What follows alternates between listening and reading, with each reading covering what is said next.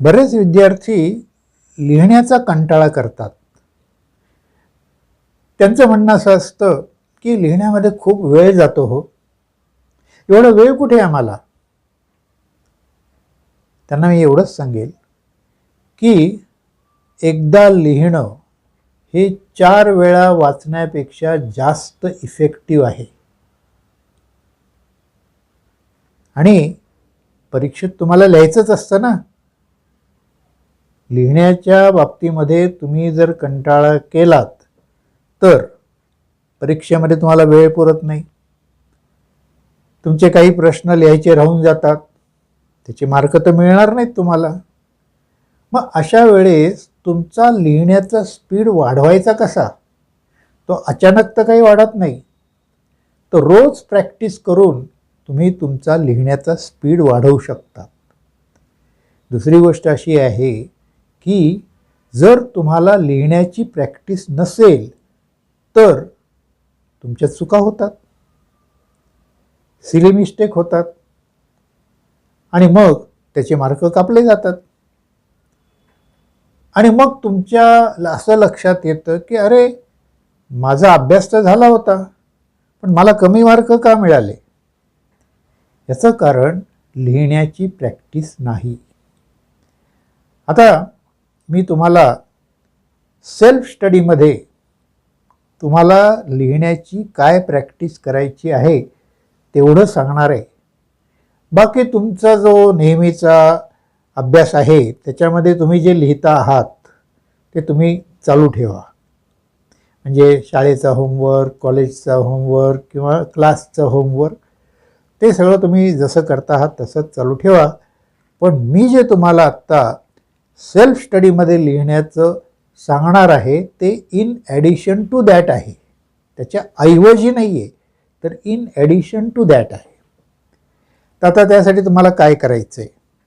तर सगळ्यात प्रथम म्हणजे तुम्हाला रोज किती तास लिहायचं आहे ते ठरवायचं आहे, ते निश्चित करायचं आहे. साधारणपणे सेल्फ स्टडीमध्ये तुम्ही रोज 1 तास लिहिणं आवश्यक आहे.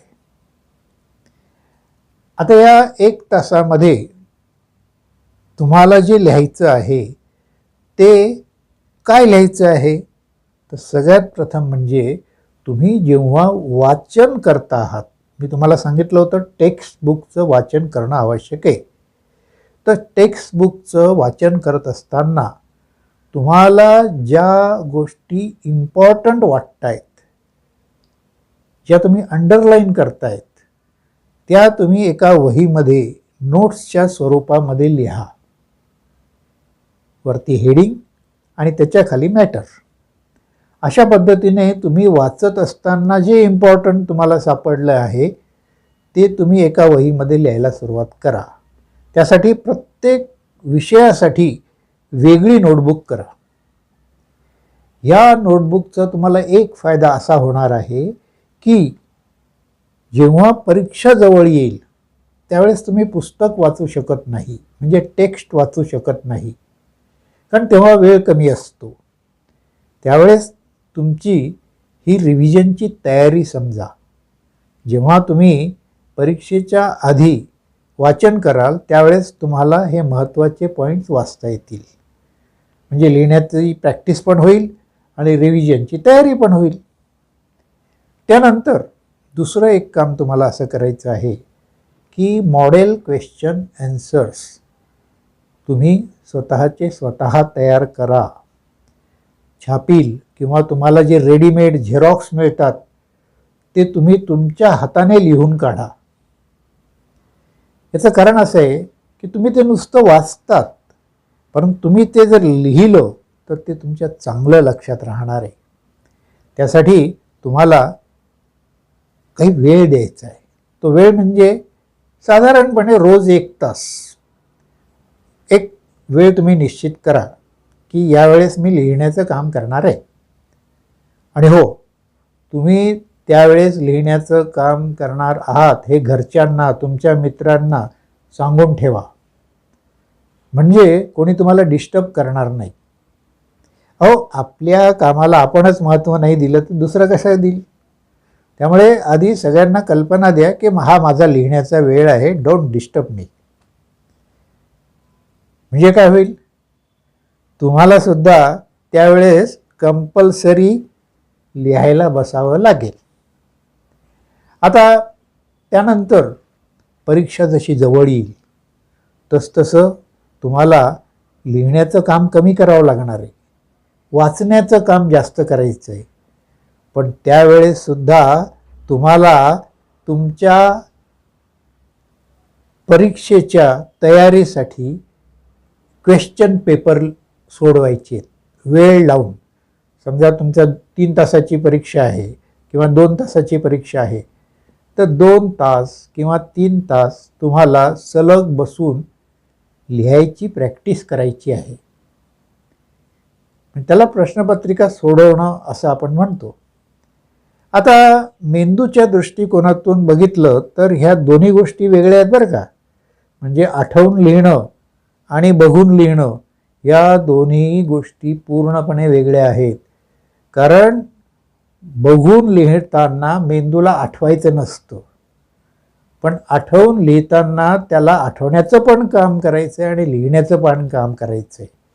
त्यामुळे तुम्ही प्रश्नपत्रिका सोडवणं परीक्षेच्या आधी हे खूप महत्त्वाचं लिहिण्याचं काम तुम्हाला करायचं आहे. आता लिहिताना काय काळजी करायची, काळजी घ्यायची ते आपण डिटेलमध्ये नंतर बघणार आहोत. त्याच्यामध्ये तुमचं हस्ताक्षर चांगलं पाहिजे, त्यानंतर तुमचं प्रेझेंटेशन चांगलं पाहिजे, किंवा अशा बऱ्याचशा गोष्टी आहेत की ज्या तुमचं लिखाणकाम सुंदर बनवू शकतात. त्यासुद्धा आपण बघणार आहोत, पण ते नंतर बघूया. आत्ता तुम्ही फक्त एवढंच लक्षात ठेवा की तुम्हाला रोज साधारणपणे 1 तास सेल्फ स्टडीमध्ये लिहिण्याचं काम करायचं आहे. आता या व्हिडिओमध्ये आपण इथंच थांबूया, कारण एका वेळेस अनेक गोष्टी सांगून माणूस कन्फ्यूज होतो. त्यामुळे आपण फक्त लिखाणाच्या बाबतीमध्ये या व्हिडिओमध्ये बघितलं. आता रिव्हिजन करण्यासाठी सेल्फ स्टडीमध्ये काय करायचं आहे ते पुढच्या व्हिडिओमध्ये आपण बघणार आहोत. हा व्हिडिओ तुम्हाला जर आवडला असेल तर तुम्ही लाईक करा, तुमच्या मित्रांना मैत्रिणींना फॉरवर्ड करा, शेअर करा, आणि हो ते तुम्हाला माहिती आहे चॅनलला सबस्क्राईब करायचं आहे ते पण करून टाका. ओके, भेटूया पुन्हा. धन्यवाद.